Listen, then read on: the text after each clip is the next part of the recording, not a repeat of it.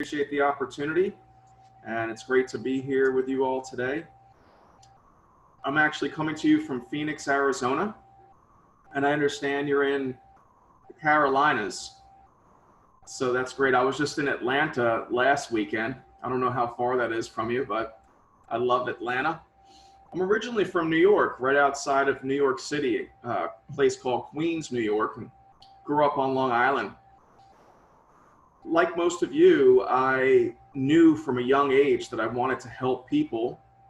I just didn't know exactly what was going to be that thing that was going to bring me to this place of helping people. So in undergraduate college in upstate New York,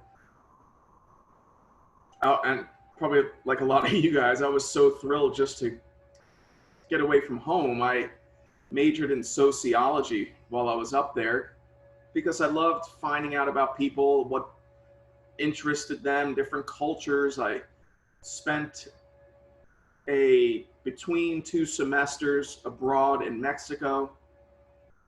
I spent a full semester in Spain studying in Salamanca. And when I graduated from undergrad and walked across the stage, I went back home to Long Island. And before I even got out of my car, I had one foot out of my car, my other foot was still there, pushing down the brake so the car wouldn't roll down the driveway at the house, where my mom made a beeline to my car. And she's like, "Oh, so great you're here. What are you going to be doing with the rest of your life?" And I said, "Mom, I just got home. I just graduated. I got a degree, and bachelor's degree, BA, Bachelor of Arts in Sociology. I know I want to help people. I don't know exactly what I'm going to do." So I tell you that, and there's a lot more to that story, but I'll stop at this point because in our society today, besides everything that's going on currently, undergraduate students have a ton of pressure on them when they enter into undergraduate school. And usually, more specifically, as a senior in high school even, I have 3 girls and they've all been through this, and one is a senior right now. You're supposed to know what you're going to be doing with the rest of your life, even when you're a senior in high school, definitely a freshman in college. But I'm here today to let you know to relax and take the pressure off yourself, because there's plenty of time. I'm not sure exactly what level you're at and what year you're in undergrad, but undergraduate college from the beginning, back in the days of Plato, Aristotle, and Socrates, was designed at the academy there in Greece for you to get to know thyself, get to know who you are, get to know what makes you tick, get to know what you love, what are your interests, what are your desires. So when I got out of the car and my mom said there's a hot meal on the table, when I got home from undergrad, she said to me, "Well, since you don't know what you want to do with the rest of your life, why don't you go, because you're a sociology major with your concentration in geriatrics, which is the study of the old people, the elderly, why don't you go into the town tomorrow at the nursing home and volunteer?" My mom was very wise, and I did just that. The next day I went to the nursing home and I told them I'm here to volunteer. And wouldn't you know it, because I followed my hunch. And if you have a pen and paper, I'm going to ask you to write some things down. I'm going to invite you to write some things down. And that first thing to write down is hunch, H-U-N-C-H. You've heard that word before. I'm not sure how much you've practiced it. When you feel a hunch, I want you to start following those. So I followed my hunch that my mom gave me, went to the nursing home, and wouldn't you know it, when I got in there and I told them what I wanted to do, this really short Energizer bunny with red hair, her name was Helen, the director of the recreation department, comes off the elevator. She's from Brooklyn, New York, and she's like, "Hey, who wants to volunteer over here?" And I'm like, "I want to volunteer." Some of you may know that accent. And she's like, "Well, come with me." We went up to the 3rd floor to the recreation department. And she said, "Why are you even here? Like, you're a young guy right out of college." I said, "Well, my mom told me, and I listened to my mom. Plus, I love old people." She's like, "Well, you're in the right place. Go ahead and grab that wicker basket filled with National Geographic magazines and large print Reader's Digest magazines, and these soft balls like the size of baseballs, like Nerf balls, and go on the first floor room by room and knock on the door. And some of them may tell you to get out of here and go away, that they don't want any visitors, but you'll be invited in to spend some time with people. So that's what I did that first day. I read to about 50 residents in that nursing home, played catch with some people. And a few hours later, I went back and Helen said, "How'd you like it?" I said, "I didn't like it. I loved it." She said, "Well, maybe you want to come back tomorrow." And I said, "I would love to." I showed up earlier and she said, "You know the drill, take the wicker basket, go to the second floor, hit every room you can." I spoke to more people that day, read to more people. Spent 4 hours this time instead of 3, dropped the wicker basket off, and I said, "Helen, you don't even have to ask me if I'm coming back tomorrow. I'm letting you know I'll be here because I'm having a great time." The day before I showed up to volunteer, what I didn't tell you is that somebody had just resigned from the recreation department. That's the reason she came down. There was an opening, a spot was available for me to do what I was doing. See, when you love what you do, the universe has a way of opening up pathways for you to be where you're going to be most lit up. And where you're most lit up is where you're going to be most successful. And people are going to seek you out because they can feel that energy and that vibe that you love what you do. So when I went back on the third day, I think this was the third day, when she didn't ask me if I was coming back, I showed up. I didn't even say anything. I just grabbed the basket, walked the whole third floor. And when I came back 5 hours later, because I spent more time with the people that third day, and Helen said, "Well, I do want to speak with you. I'm not going to ask you about coming back again because you've been here 3 days in a row. What I want you to do is sit down because I have something for you." And I said, "Well, what's that, Helen?" She said, "Well, here you go." And I took it and I was looking at it, and what it was it wasn't this, but it was a piece of paper, and it was an offer for a full-time salaried employed position to take the spot of the person that had just resigned a few days before. So you never know what's in store for you, but what I want you to do is keep an open mind. I worked at that nursing home for 9 months. I made 267 grandparents, and I learned more in those 9 months that I had learned in 4 years in college. All their wisdom and insights, how they became CEOs of companies, how they had 9 children, 20 grandchildren, unbelievable experience. So you know what's going to make you attractive to future employers is not how your resume looks. It's all of the experiences that you accumulate that differentiates you from the stack of resumes that they're looking at. And they're going to only look at the resume for about 10 seconds. And if you don't have something up there that catches their eye right off the bat, they're going to toss it in the circular file from experience. It was within those 9 months working at the nursing home that chiropractic found me. I wasn't looking for it. I had no idea what it even was. I thought I was going to be a social worker, a psychiatrist, or a psychologist. And I went to a chiropractor and they adjusted my spine and I felt incredible. I had never felt that clear. I'd never felt that energized. And I asked the chiropractor, now again, this is while I was working at the nursing home, "What'd you just do?" He said, "If you want to know what I just did, come back next Thursday night to my new patient orientation class." And I was like, "You're what?" He's like, "Just come back next Thursday night." So I showed up. There was 30 of us in a tiny waiting room on a snowy evening in the winter in Queens, right outside of Manhattan. And we were like sardines, in a sardine can that would never fly right now. But I knew within that hour and a half what I was going to be doing with the rest of my life because he was speaking right to me. And you've had that experience before. So go different places. Follow your hunches. And I'm going to give you an exercise in a few minutes that's going to open you up to following your path, what you came here to do for humanity, who you came here to be for the world at a high level of service. When I left that evening, I said, this is what I want to do. I knew it. I sent away for a packet of information from a chiropractic college in Atlanta, Georgia. It's called Life University. Back then it was called Life Chiropractic College. This was in the 90s, probably around the decade that you were all probably born, maybe later than that. But I got the packet of information and I opened up the college handbook, and inside the college handbook was a message from the president.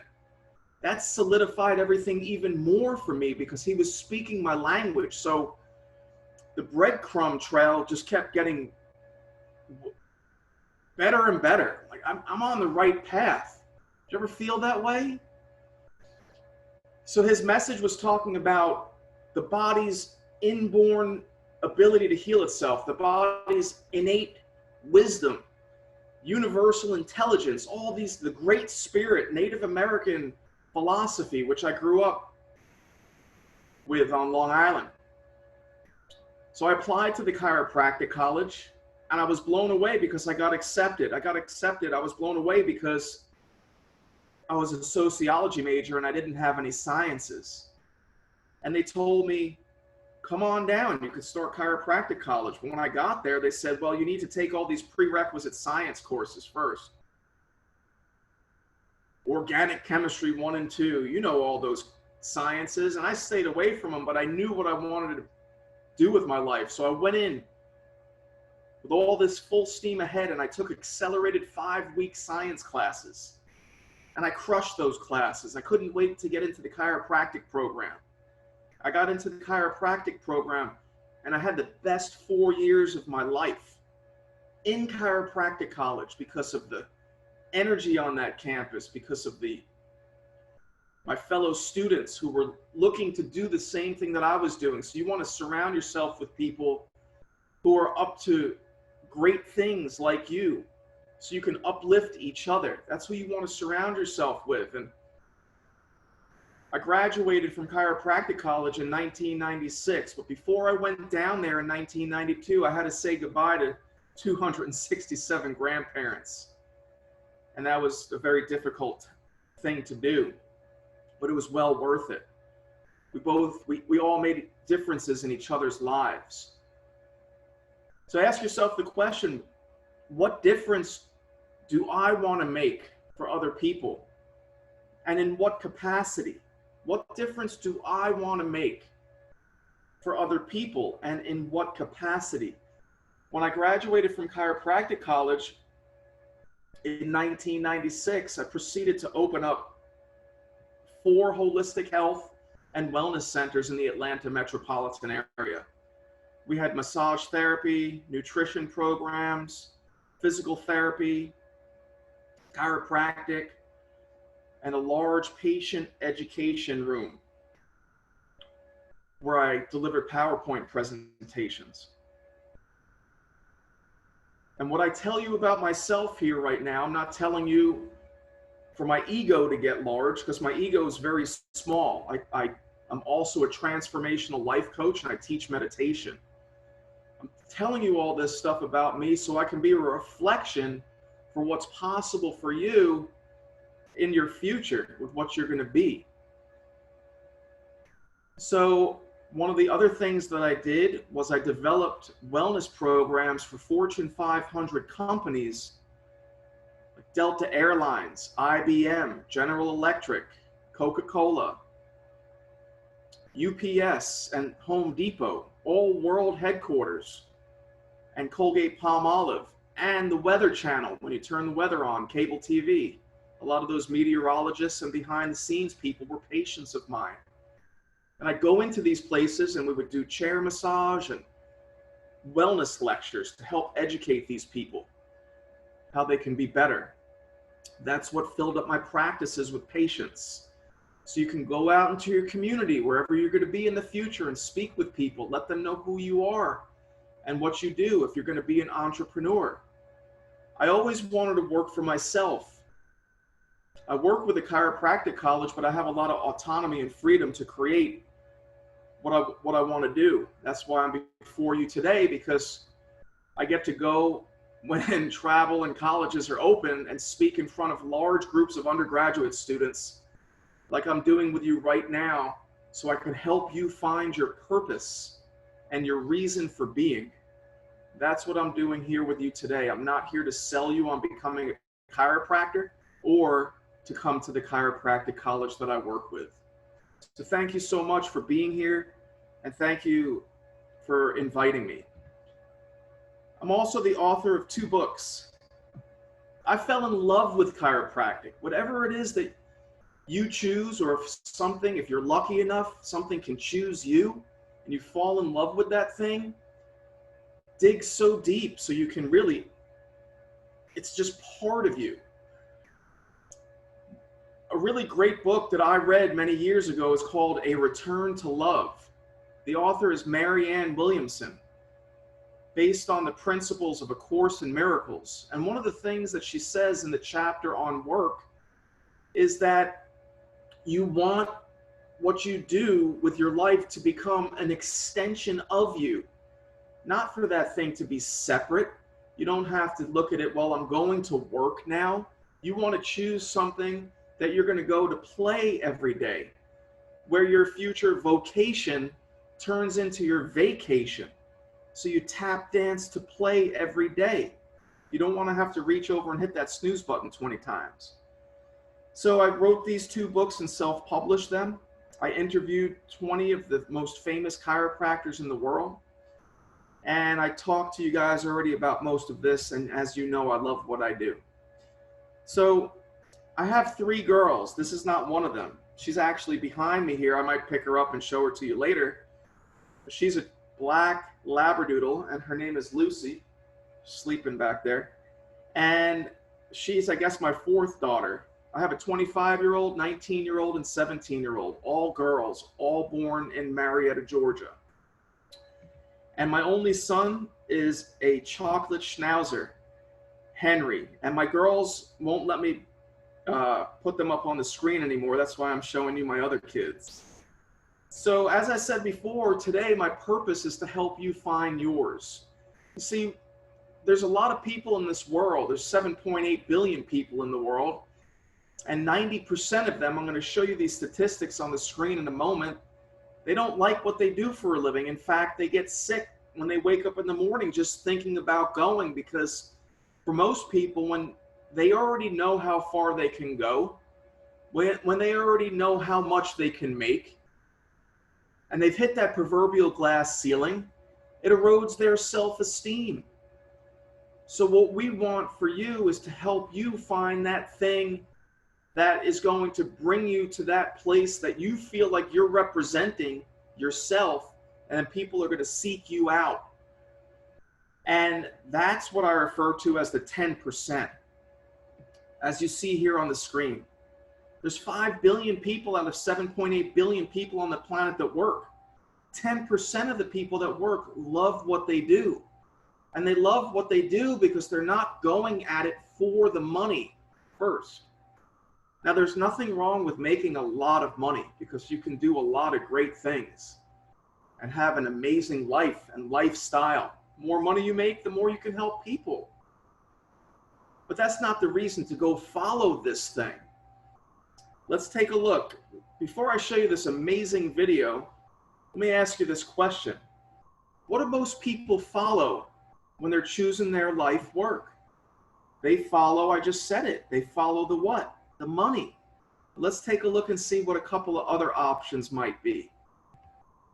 What do you desire? What makes you itch? What sort of a situation would you like? Let's suppose, I do this often in vocational guidance of students.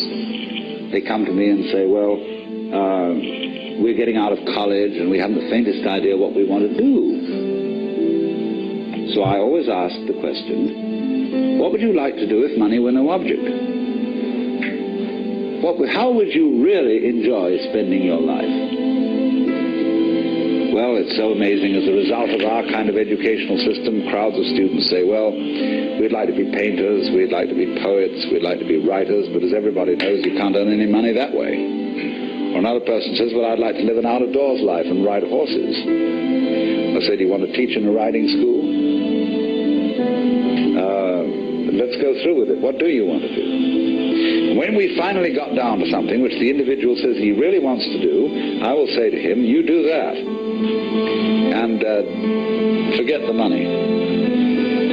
Because if you say that getting the money is the most important thing, you will spend your life completely wasting your time. You'll be doing things you don't like doing in order to go on living, that is, to go on doing things you don't like doing, which is stupid. Better to have a short life that is full of what you like doing than a long life spent in a miserable way. And after all, if you do really like what you're doing, it doesn't matter what it is, you can eventually turn it, you could eventually become a master of it. The only way to become a master of something is to be really with it. And then you'll be able to get a good fee for whatever it is. So don't worry too much. Somebody's interested in everything. And anything you can be interested in, you'll find others will. But it's absolutely stupid to spend your time doing things you don't like in order to go on spending things you don't like, doing things you don't like, and to teach your children to follow in the same track. See, what we're doing is we're bringing up children, educating them to live the same sort of lives we're living, in order that they may justify themselves and find satisfaction in life by bringing up their children, to bring up their children to do the same thing, so it's all wretch and no vomit. It never gets there. And so, therefore, it's so important to consider this question: what do I desire?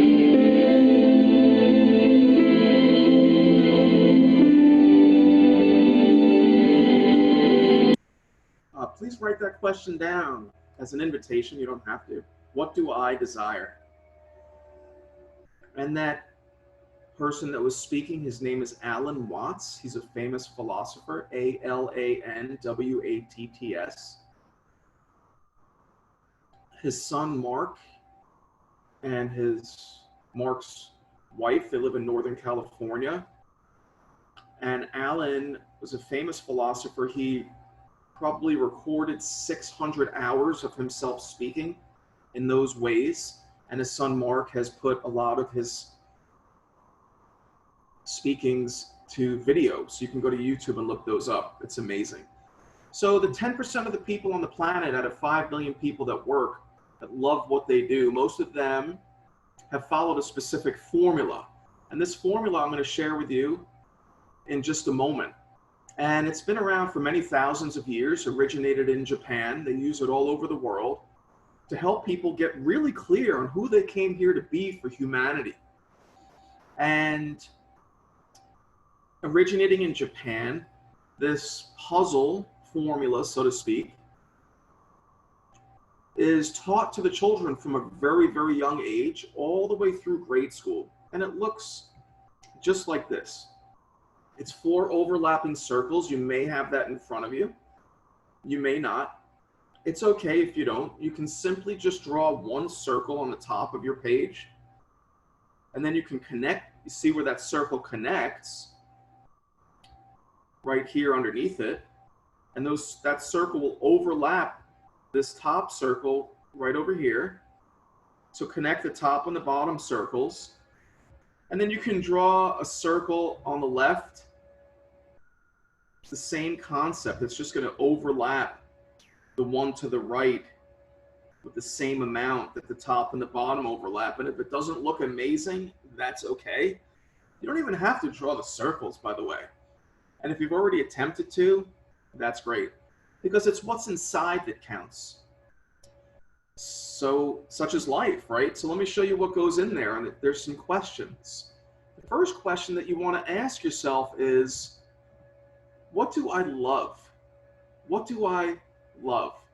You can ask, what do I love to do? That's okay too, but I like to kind of chop it to, what do I love? And I want you to make an exhaustive list. You don't have to do that list right now. You just make a note next to it to make an exhaustive list of everything in your life that you know that you love. It could be nature. I love nature. I love animals. I love spending time with family. I love traveling. I love helping people. I love even towards what career you think you might want to go. You can write that down as well. Maybe you love dancing. Maybe you love singing. You can make an exhaustive list of everything in your life that you love. Maybe there's something you love to do and you haven't done it yet. You can include that. It doesn't have to be everything that you know yourself to have already done. It could be things that you would love to do as well. The second question is, what are my unique talents? What are my unique talents? Very good. So you're going to make a nice exhaustive list of what your unique talents are as well. Maybe you're a good cook. Maybe you're talented at listening and your friends tell you, you know, you're a really good listener. Or they don't tell you, but you just listen to them all the time and they know that about you. Maybe you're also talented in some type of musical instrument, a sport. What are some of your unique talents? Are you a people person? Uniquely talented in attracting people to your life? What about speaking, public speaking, and communication? Very good, you get the idea. So make a nice long list of what your unique talents are. Third, you're going to ask yourself the question, what does the world need? Well, right now, we can probably all agree that the world needs a lot of help, and you're the future health leaders of the world, the future leaders of the world, and you're going to be able to help a lot of people. You will, I can tell. Just by seeing a few faces on the screen, I can see that. And I appreciate you taking notes and writing some things down, because that's not for me, that's for you, and that's why I'm here today. I get the most fulfillment, joy, and happiness in my life doing these things. But it's important for you to ask yourself the question, what's going to bring me joy, happiness, and fulfillment to my life? Most people, especially the people that live into the 90% of people that don't enjoy what they do for a living, most of the time are living their lives for other people. They get up in the morning for other people. They get up and they're doing everything they're doing in their life for others. Now, don't get me wrong. It's really important to have a service mindset. But what you want to choose for your future vocation, and it may sound selfish, it's all for you because of what it's going to do for and to you. The only true way that you're going to be able to be of any help and of any service to others is when you're completely fulfilled with what you're doing. So make some comments about what the world needs as well. Compassion, empathy, understanding, so on and so forth. And then we also want to talk about passion. What's my passion? What really lights me up? And also the word mission. Just jot some of these things down. If you have the circles, great. Even if you don't, you could put those on your paper. My mission in life is to blank. You can write that sentence with that word. My mission in life is to blank. What's your mission? Right now, you probably know that you want to help people. Maybe that's good enough. The rest will fall into place. Down here, or any place on your page, you could put the word career, which is different than vocation. Oftentimes, a career is something that somebody chooses that, and a vocation oftentimes is what chooses you. And you can look those definitions up. It's pretty interesting. And down here is the question at the bottom, what can I be paid for? What you can be paid for is a combination of those other questions that are on the periphery. Number one, what do I love? Number two, what are my unique talents? And I would say 2A is, what does the world need? The reason I say 2A is because if you just go ahead and make exhaustive lists of those first two things, what you love and what your unique talents are, and you find that cohesion and meshing connection between some of that, and you follow that, you will have more prosperity than you will know what to do with. Guaranteed. Guaranteed. So the name of this puzzle is the Ikigai. Ikigai is Japanese, and it stands for reason for being. Reason for being. Been around for thousands of years, as I said before. Check it out online. There's different versions of it. So a couple key questions that you want to start asking yourself right now, and then ask other people. Number one is, how can I help? Just start asking that question to people, even parents. If you're living at home right now because of what's happening, or whoever you come across. Maybe you think that they need some help. Ask them, how can I help? If you ask your parents, they'll be ready to catch them because they'll probably start falling to the ground, you know? And then the other question is, how could I be of service? How could I help? How could I be of service? Have that service mentality. Now I'm going to open this up at the end for Q&A. If anybody has any questions on this, please let me know.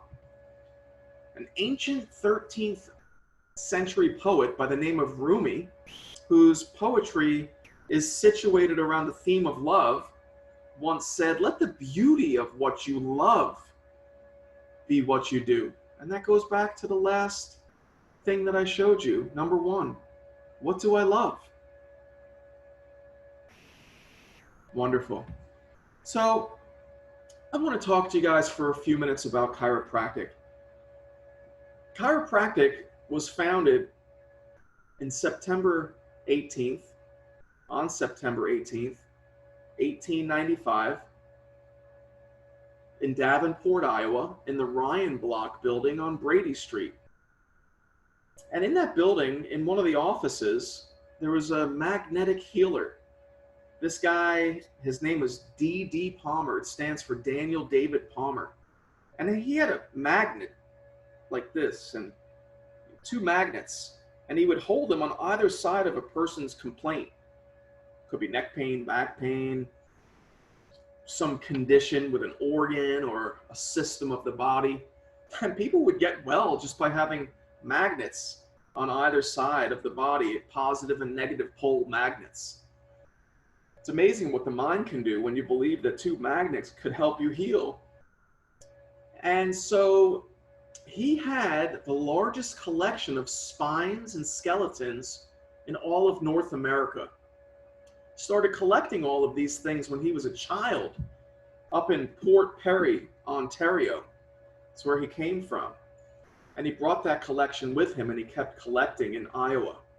And he had the collection in this office. And the janitor in that building was a deaf man, not from birth. Harvey Lillard was his name, and he slipped on the ice in the winter outside in Davenport, and his feet went up from under him, and he hit the back of his head on the sidewalk. And Dr. Palmer, the magnetic healer, now remember, there was no chiropractic yet. One night when Harvey came in and he asked him if he had any garbage he could take, he said, well, before I give it to you, I've been wondering now, Harvey, how long have you been deaf? And Harvey told him what happened. He said, you know what? That's strange to me. How can you have hearing through 14 years and then you hit your head and it goes away? Why don't you go ahead and lay down on my flat wooden bench here where I put my magnetic healing patients when I'm working on them? He said, yes, sir, I'll go ahead and do that. And he had to turn his head over to the side because there was no cutout for the face to go down in. And the magnetic healer started feeling the back of his neck and his entire back, and he came back up to the back of his neck, and he wanted to confirm what he felt when he started at the beginning, and he felt his bone shifted all the way out of alignment. He's like, that's not right. I know that because of all these spines and skeletons I collected from all these years ago. So he said to Harvey, the janitor, he said, you know what? I found, and he was able to read his lips. That's how he understood. I found this bone way out of place, and that's not right. I don't think that's right. I'm going to do something just to try to get that bone back into place. And the something that he did was he took his hands and pushed it back into place. There was no chiropractic yet, no chiropractic adjustments, but there was a loud pop. The magnetic healer heard it, the deaf man didn't, and the most amazing thing happened. The next day when he came back to work, the janitor came into the magnetic healer's office and he said, Dr. Palmer, my hearing's back. What'd you do? So the first chiropractic patient in 1895, September 18th, was a deaf man. Chiropractic was born. Now there's 18 chiropractic colleges in the United States, and it's the second largest healing profession right beside medicine. It's all natural, holistic health. And I've been a chiropractor for 23 years. It's been incredible. So let's take a look and see what chiropractic is truly about, more than just the relief of pain. What we deal with in chiropractic, my friends, over here on the left, is the neurology, the nerve system. And we break it down to this microscopic level. We can see that over here, there are these little sunbursts all throughout this picture. And you can see my little pointer, right, Kate? You see that there? Like when I'm circling that sunburst, does that show up where I'm? Great. So now I know that you can see what I'm talking about. And these little sunbursts are actually messages from the brain.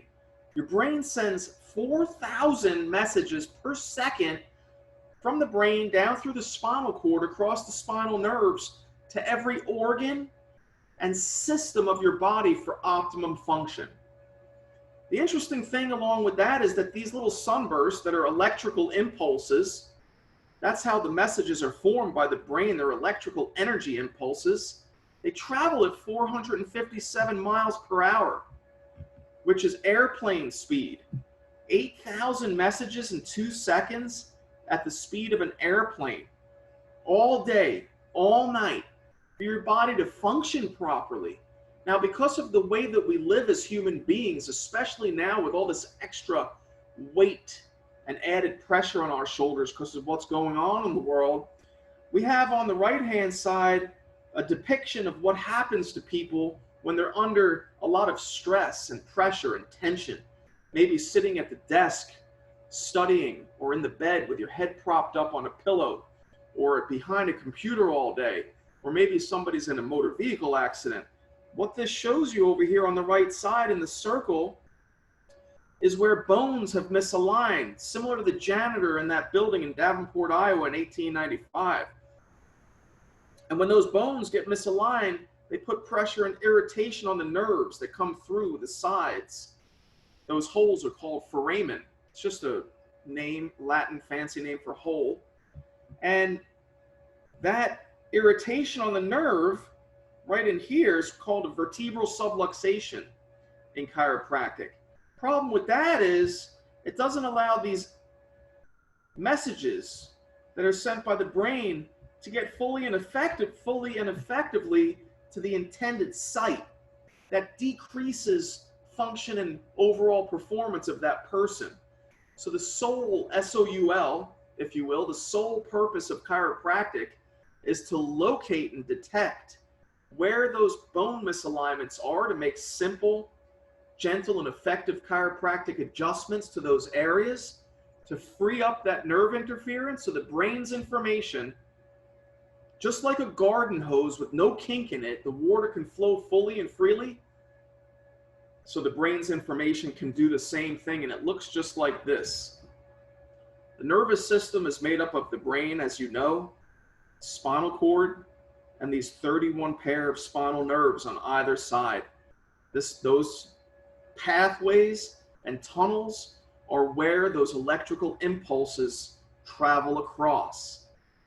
They actually travel on top of those nerves, across those nerves, just like those wires that you see in your town, in your city, that carry the telephone messages or electricity. It's the same thing going on inside your body. So what's fascinating to me every time I talk about this, which is multiple times a week, is that you grew yourself inside your mother's womb in perfection. You grew yourself perfectly. Although because of how we live, we get these interferences in the nervous system that messes up our organ function, our system function, our cardiovascular system, our respiratory system, our reproductive system. So as chiropractors, what we're doing is we're fine-tuning this system or this instrument called the nervous system, kind of like this cello, to improve the tonality and the function of the human being, period. See, if you went tonight, which is impossible, but if you listened to it maybe on the radio or saw a symphony on TV, and you were listening to that orchestra, and the cello was somewhat out of tune, while the whole orchestra was playing, you'd be able to pick that out. You'd be like, something's off. You don't know exactly what or which instrument specifically, but something's off. Same thing happens in the human body. Chiropractors are looking for that something that's off. And we turn it back on. So it has the best sound and the best performance. That's chiropractic. I still love it just as much as 27 years ago when I stepped foot on that chiropractic college campus. And that's what we want for you. What are you going to love? Are you going to go to graduate school? Where is it going to be? No pressure. Just do that puzzle, do that exercise we spoke about before. So let me ask you, what are some things that chiropractors can do? The things that I did in my clinics that I shared with you before. Chiropractic adjustments. Some chiropractors have massage therapy in their offices. Chiropractors are licensed and certified through the National Board of Chiropractic Examinations to do dry needling, which is also known as acupuncture. Chiropractors also, a lot of them, not all of them, choose to do in-depth nutrition programs for their patients. It's also known as functional medicine. So functional medicine is something a lot of chiropractors do in their offices. You can look up functional medicine, see what it's all about, see if that attracts you. Chiropractors are also licensed and certified as part of the National Board of Chiropractic Examinations to perform all of the physical therapy modalities, just like a physical therapist. That's why in our chiropractic clinics, we can do all the physical therapy, all the nutrition, and all these things you see before you. I have a lot of friends that are physical therapists, and they love what they do. I'm not trying to sway anybody that, in the group today that might want to be a physical therapist.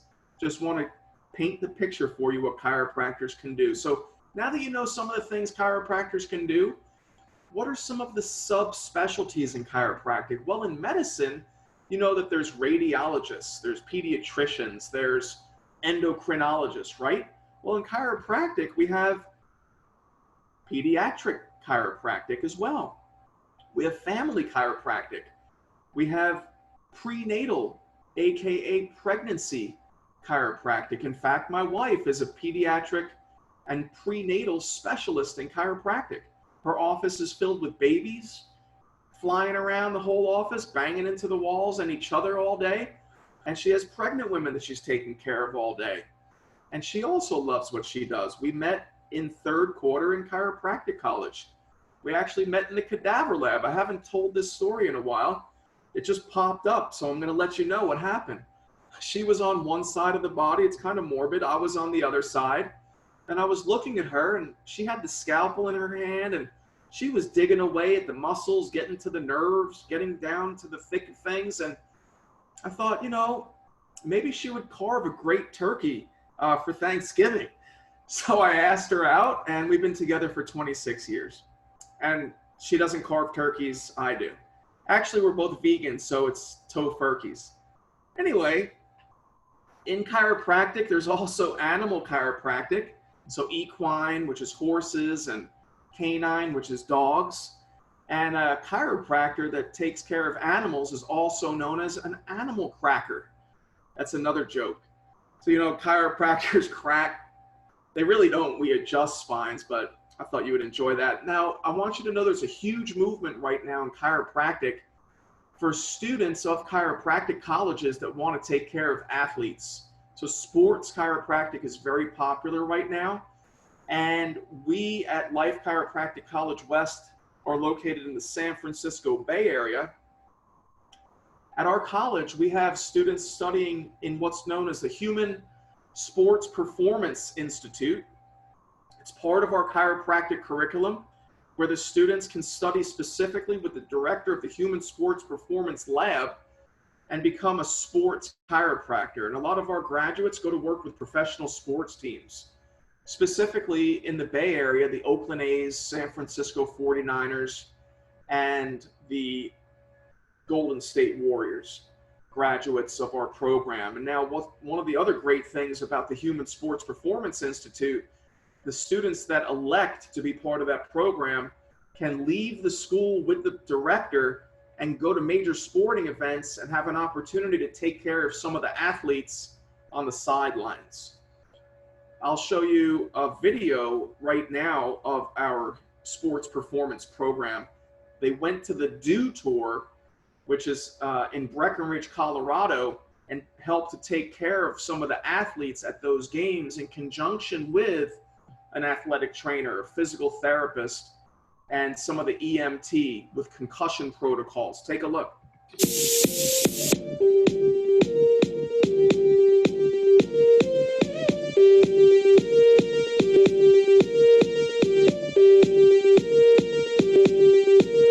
I just want to talk a little bit about sports chiropractic.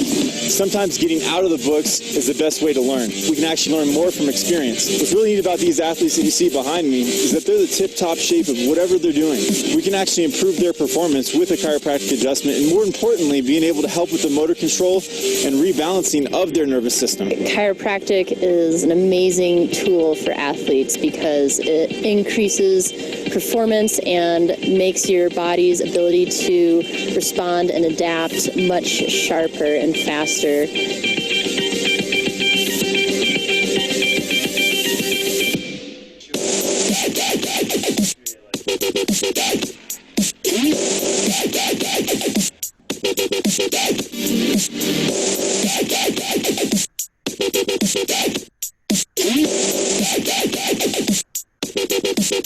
The team we have here with WMI, with the Weaver students, with the LifeWest students, the docs, it's an amazing way, and it shows how well multiple facets of health can integrate to form into an amazing venue, an amazing aspect of sports, such as the DO Tour. Just gives you that opportunity to meet someone else in the field, and just the integration that we've had together has been absolutely amazing. This really is like a dream of mine.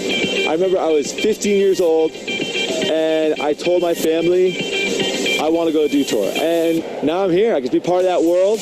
Pretty much through skiing injuries, I found chiropractic, and now I get to give back to the sport I love. I get to combine my passions of chiropractic and skiing into one awesome experience. I feel so fortunate to have found such a wonderful opportunity and have the opportunity, available to me through SPI. Like, this is a dream come true. If you want to come to Life West, we want to have you here.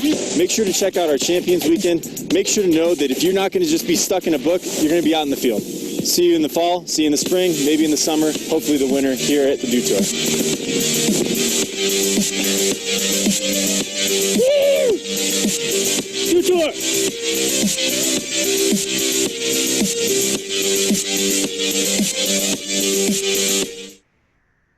Okay, great. Just a few more slides, guys, and I'm going to do some Q&A. At the college that I work with, we also go on global service trips, and the students in the upper quarters, as part of their health clinical requirements, outpatient clinical requirements, get to adjust thousands of people in these remote locations. So we go to Fiji, the island of Fiji, which is in Samoa, in a place called Tonga. We go to India, twice a year. We actually opened up the first ever chiropractic health center in India. And we're slated to develop relationships with China and Panama for next year. We'll see how that goes. So students get an opportunity to travel with the college and take care of people in these remote locations. It's amazing. The average salary for a doctor of chiropractic, according to salary.com, you can take a look at that website, is $149,000 a year. That's for the doctor that owns their own practice, not the chiropractor that graduates as a student and as a new chiropractor goes to work as an associate doctor for another chiropractor. You can own your own practice as a chiropractor, the way I did. I never worked for anybody else. I always had that entrepreneur spirit. You can also associate and be an employee of a chiropractor, and you can also rent space out of a chiropractor's office. The U.S. Department of Labor and Bureau of Statistics has projected a 17% growth increase by the year of 2024 for the need for more chiropractors. That's faster than all occupations. Huge need for chiropractors. We're considered essential. We were open the whole time when everything was closed. It's an amazing, amazing option. Chiropractic versus PT. I don't know if anybody here is looking for PT in the future. I like to do a comparison and contrast just so you see some of the similarities and some of the differences. If you want to take a picture of this, feel free. I'll leave this up here for a few seconds and highlight some of the big points. Most physical therapists will work for somebody else. Nothing wrong with that. Chiropractors eventually will be their own boss, usually open up their own clinic. Chiropractic college is not as competitive to get in. Starting GPA of 3.0, whereas physical therapy, graduate programs 3.6, 3.7 and above. We have a higher income earning potential than physical therapists. Mainly that's because as our own boss, we can see as many people as we can possibly see and provide ancillary services, which increases the income earning potential as well. Patients will come straight to the chiropractor, whereas for the physical therapist, they will need a referral from a medical doctor who will write them a prescription for so many visits for the area of chief complaint. And when those visits run out, if the area of chief complaint, let's say neck pain, is not resolved, the patient at the physical therapist would have to go back to the medical doctor for another evaluation and another prescription. Chiropractors are on the same playing field as the medical doctor in that we are portal of entry healthcare providers, gatekeepers to the healthcare system. So we don't have to have our patients referred to us. So we'll give them our care plan. We'll let them know how many visits and what we recommend and those different options of care that I showed you that chiropractors can do. I have some friends who are chiropractors that are part-time that are grossing $250,000 a year on 3 days a week practice. And I have some on the other end of the spectrum that are living on the side of the streets that don't, no, I'm just joking, that are practicing 6 days a week that have $1 million practices. It just depends, again, back to that puzzle. What do I love? What are my unique talents? What do people need? What does the world need?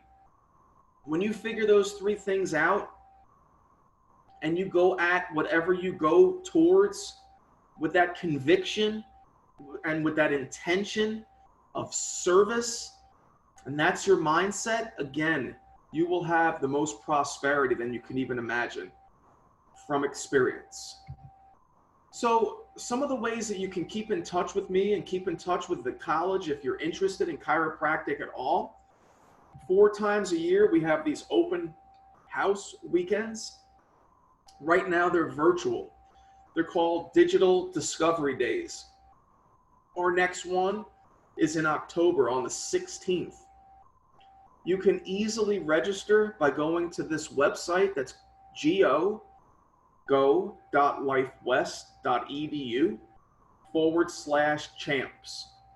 And then you can sit in for 10 minutes, an hour, or the whole, or the entire 4.5 hours. It's completely up to you. You'll hear from faculty and staff, the president of the college. You'll take a guided tour of a chiropractic college and see what something like this looks like. I always, as I said at the beginning, recommend to open your mind, keep your options open, and see where something may give you a hunch. When we are live in person for these days, we have a $250 flight expense travel reimbursement in the form of a scholarship, and we put everybody up in a hotel and provide all the meals and shuttle service on event days. We are projecting April of 2021 to be our next in-person event. This is my contact information, dscheiner@lifewest.edu. If you would like to stay in touch with me, send me an email. If you have any questions about what's the best fit for you, I can help guide you more in depth through the questions that you wrote down in the Ikigai and help you discover the greatness and the magnificence that resides within you. And the college website is lifewest.edu. The best recommendation that I have for you is to click on this when you have a chance. It's go.lifewest.edu/Dr.-Scheiner. That will bring you to my landing page. You can fill in 3 fields, name and contact information. That will, if at all you're interested at all in anything that I've spoken about with chiropractic today, that will give you an opportunity to be in my portal and in my pool of students that I regularly send new information on the happenings in chiropractic at the college, including webinars. And tonight, actually, I'm delivering a webinar that is all about chiropractic with 2 amazing chiropractors. That is a little bit late for you. It's 6:30 Pacific Standard Time. If that's something that you're interested in being a part of and involved in watching, if you send me your information at this link, I'll turn around right away. We don't have that many hours left before the event, and I'll send you the invite for that, and then you can be on with us tonight. I want to thank Zachary Williams for the opportunity of bringing me in before you today. I'd much rather be live in person with you, but thank goodness we still have the opportunity to be together and the option to be on this television screen, so to speak, and be together. I'd like to open it up for some Q&A. If anybody's still out there, I think there's still a few people, and you can feel free to unmute yourself and ask me any questions that you have.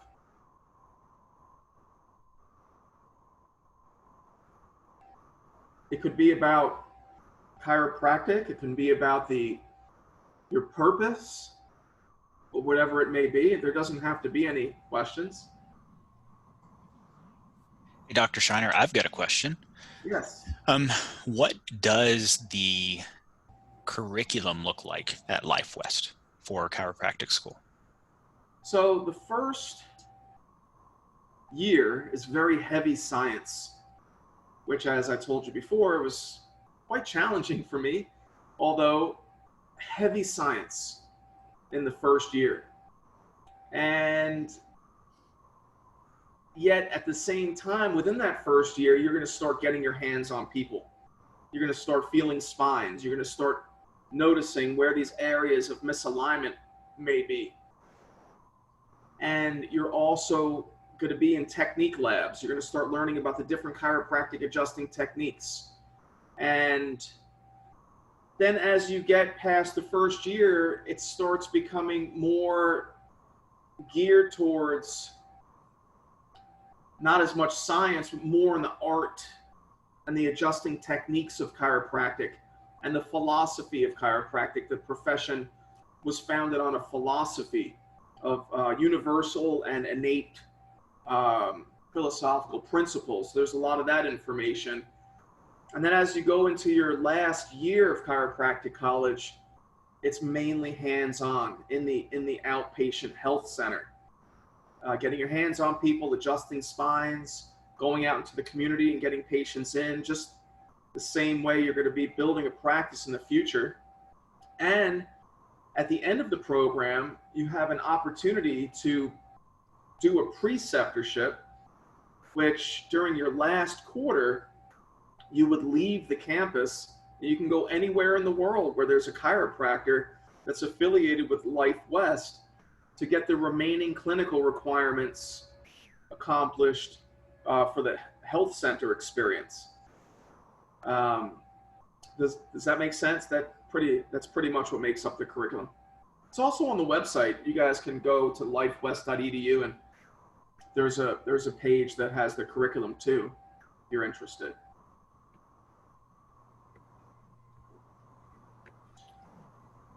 Hey, So Dr. Scheiner. Hello. I'm Kate. I'm a advisor here at Western. Oh, hey, Kate. I work with pre-nursing students. So Great.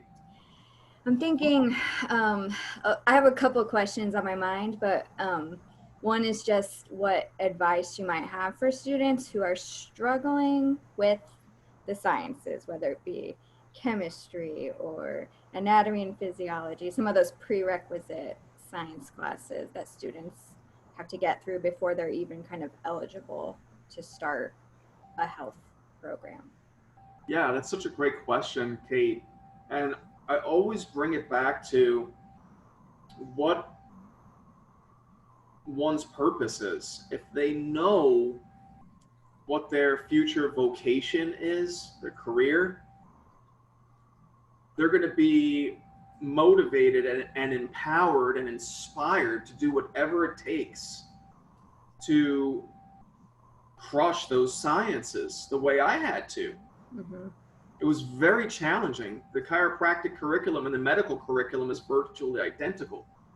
But when you're taking a look at these sciences in undergrad and pre-nursing, you have to first ask yourself the question, do I even want to be a nurse? If I know that I was put on this planet to be a nurse, now I have a strong enough reason why that's going to back me and propel me through those sciences. Nothing would stop me. So it's important to just get clear first with, is this my calling? And a lot of students, as you both know, aren't sure, and that's okay. Yet, if that's your major and that's your path, you do have to tackle those hard, challenging sciences. So I recommend taking it a step back and doing that ikigai. And who did I come here to be for the world? Now, if it's criminologist and I'm in the health sciences, well, maybe I want to shift into whatever that other thing is, and then it'll be a more smooth sailing, so to speak. When I see a lot of students struggling, a lot of the times it's because, well, it could be two reasons. One, it might not be what their calling is. Number two, sometimes the instructor, because there's so many students in a class, has a challenging time teaching into what I refer to as the listening of how that student learns best. Because some students learn best auditory or visually or kinesthetic with touch. So that could be a challenge too. But I always recommend students get together in groups and study together, because then you'll know the same information and you're getting tested on the same stuff. So Cool, thanks. I think we have a question from Trevin. Yep. Hey, Trevin. Hey, Kate. Go ahead. Yeah, I posed a similar question, and because I've been trying. I've been like my current grades so far are like B pluses, but I'm trying to figure out a study method I could use to actually get to like that A range. And the methods I've done so far actually work well. It's just like it's just not enough. So the methods I use currently are taking notes on Google Docs, sometimes writing them in my notebook. And if there's like models or something, like last semester for anatomy, I drew in the models in my sketchbooks to actually help me study with that. That's great. There's a memory coach. I forgot his name. He holds the world records for the most items memorized by any human being. And you can look him up online. I forgot his name, although you can see some of the recommendations of ways that you can memorize a ton of information and recall it and remember it over time. It's amazing. I didn't hear any question in that, so do you want me to? I guess probably just piggybacking off what you just said would probably be what would be a good way to like memorize stuff, because originally I was like an art student, and most of art knowledge was mainly hands-on compared to most of the science stuff, which is based in theory more than practice. Right.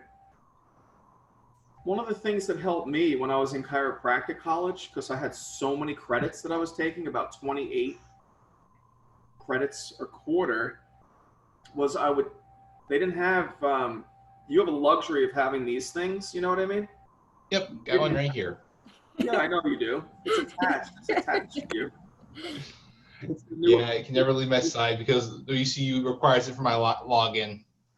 So we didn't have that, but we had these little recorders, and I had a recorder from Radio Shack, and I would record my lectures, and then I would transcribe them word for word, and I would make these really great notes for myself. So you heard it the first time in class, and you took notes in class.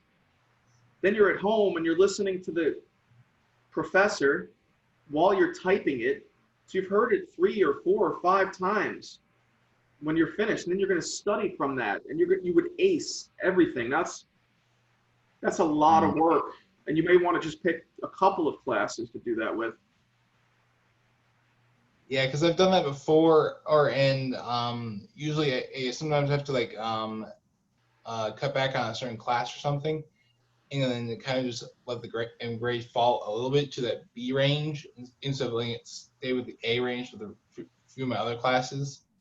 But I'm trying to figure out a good method of doing so, because lately I've been coding, and there's usually this method of do not repeat yourself, which is you make a function that does the entire work for you, essentially, so you don't have to keep doing the same thing over and over again. And like look for the best method in coding. So I'm trying to find like the best method for actually memorizing studying. And yeah. I've looked at like several different ways of going about it. I've even looked up YouTube videos mainly from this guy called Thomas Frank, who pretty much most of the knowledge I got from studying comes from him, like note taking, proper sleep, pay attention in class, use supplemental material. Yeah, I'm still kind of like stuck with not memorizing the entirety of the content. I'm trying to find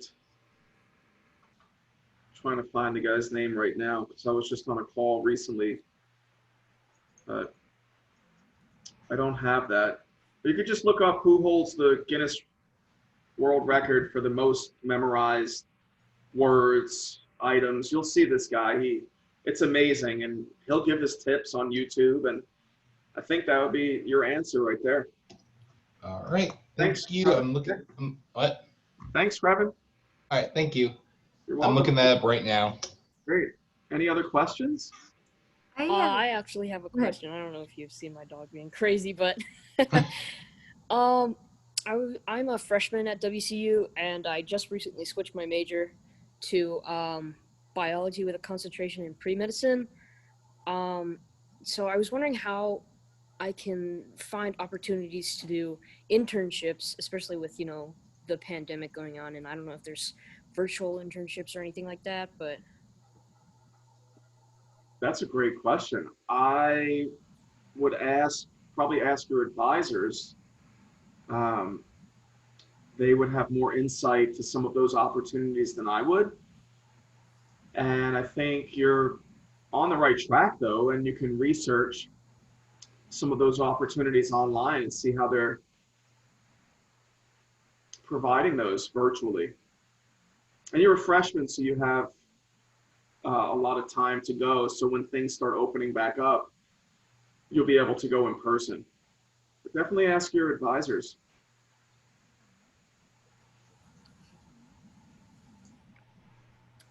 Dr. Scheiner, since there are so many chiropractic practices that are still open and operating during COVID, do chiropractors normally allow shadowing during sessions? Is that something that pre-chiropractic students can get involved in? And also, do you think chiropractors would still be open to that during the COVID-19 situation? I think so. I mean, I think all chiropractors are open right now. Some were shut down for a little while, but everybody's open. And I think they would be, for sure. And if anybody's looking for some suggestions on different chiropractors to visit, I'm happy to give you some resources. On the webinar tonight, there's going to be an opportunity to ask in the chat box for some chiropractic clinics near me. There's people asking questions, answering questions in the chat box. And if you want to fill out this form here on this link that's in front of you on my landing page, if this is something you're genuinely interested in, I can investigate where you are and some chiropractors in that area that would be able to provide that opportunity for sure.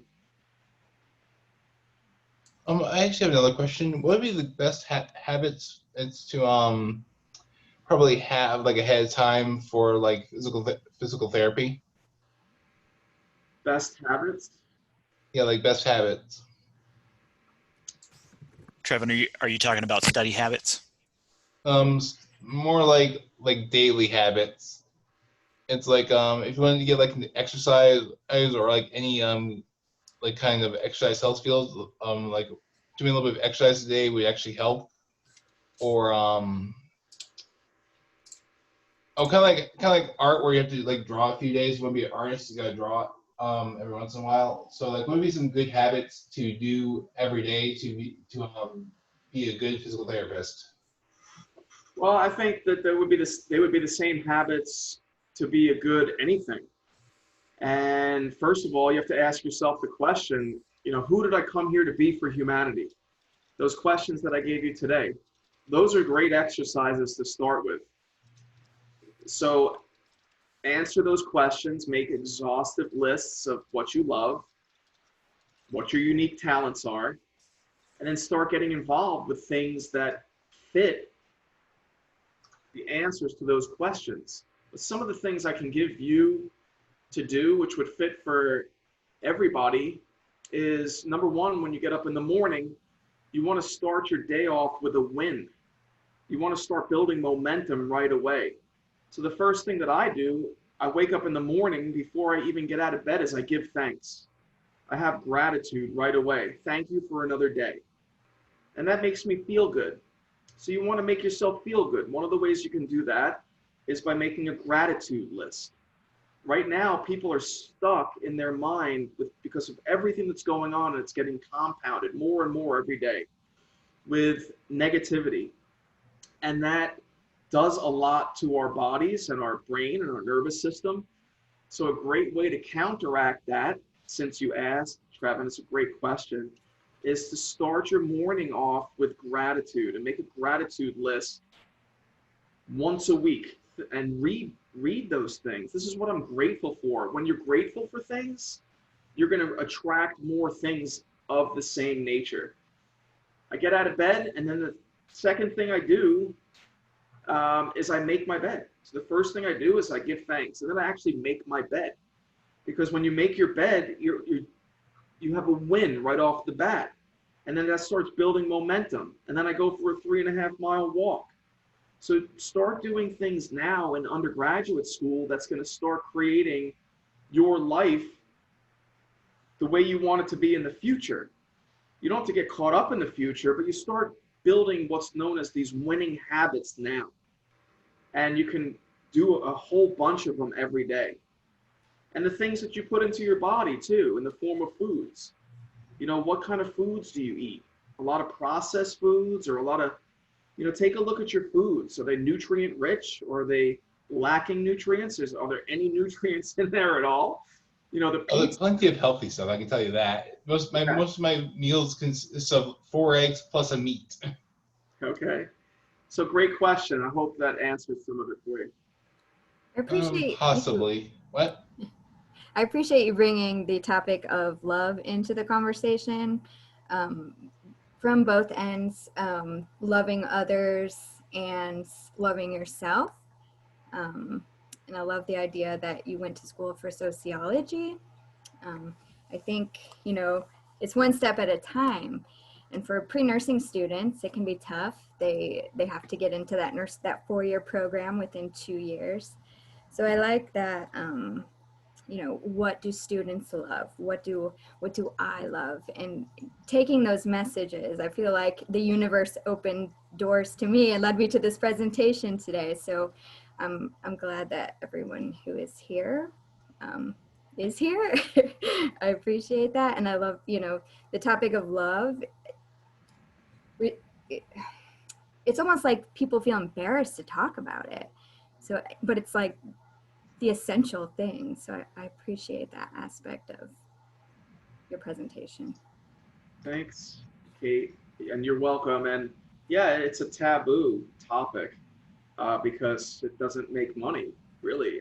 The main things that we hear about all the time is through the media, or things that will drive people to spend money, and someone's going to be making money, and that's okay, because that's what kind of makes the world go around. But one of the things you said with the universe opening doors, it's actually one of my favorite quotes, and that is, when you follow your bliss, the universe will open doors where there was once walls.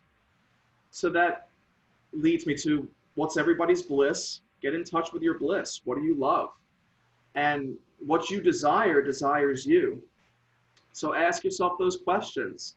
And I will also say, because that sparked me to say this as well, Kate, what you said is, it doesn't matter what others say. What matters is, do I have a dream? So it doesn't matter what others say. What matters is, do I have a dream? So what's your dream? Remember when you were little and you were on the playground and you were swinging in the slides, you were going in the swings, you were sliding down the slide, you were swinging on the monkey bars. You didn't have a care in the world. Now we have all these cares as we get older, but the little kids, even though they're wearing the masks and you can see them, they still don't have much cares in the world. And bring yourself back to when you were a child in the fall, when the leaves were falling, and you were stepping on the leaves and jumping in the big pile of leaves, and you're like, man, this is what I'm going to do for the rest of my life. What was that thing? That's the same space that you want to approach it now. In your situations, you want to get yourself into this great feeling, not up in your head. That's not where your career resides. It's in your heart, and in your heart chakra, in your heart center. So I'm happy to come back in the spring if you guys would have me, and we'll talk more, unless there's any questions, any further questions. I really appreciate this opportunity. Yes, sir, and we appreciate it as well. I don't know that we have any further questions right now, and I know we're kind of in the pocket between, you mentioned an hour-long presentation before, I mentioned an hour and a half. We're like at an hour 15. I want to make sure we're not going over into anything else you've got going on right now. No, I'm here for you guys. So if there's no more questions, I can make one more little statement if you would like, and then we can close it out. Yeah, absolutely. Please. Okay. And Kate, you can stay in touch with me too. Zachary has my contact info, and I also put my email address here. Sure. But the idea is this: imagine, if you will, all you people there, imagine, if you will, being on your deathbed, and the ghosts of all the dreams, ideas, abilities, and talents that you have are standing before you. And they say to you, only you could have given us life. And my question to all of you is, what if you died today? What ideas, what dreams, what abilities, and what talents would die with you? We only have one shot at this life. So live it with urgency, live it with passion and purpose, and stay in touch. And thank you all so much for your time. Thank you. Thank you very much. You're welcome. Yes. Have a great day. Thank you, Dr. Scheiner. Thank you. You're welcome. Thank you. Thanks for having me. Yes, sir. And I will certainly keep in touch. Look forward to getting you out here again next spring. That'll be great. Maybe in person. Maybe so. You have a good evening, and good luck with the presentation this afternoon, or this evening, excuse me. Thanks so much. Thank you. Bye. You're welcome. Bye.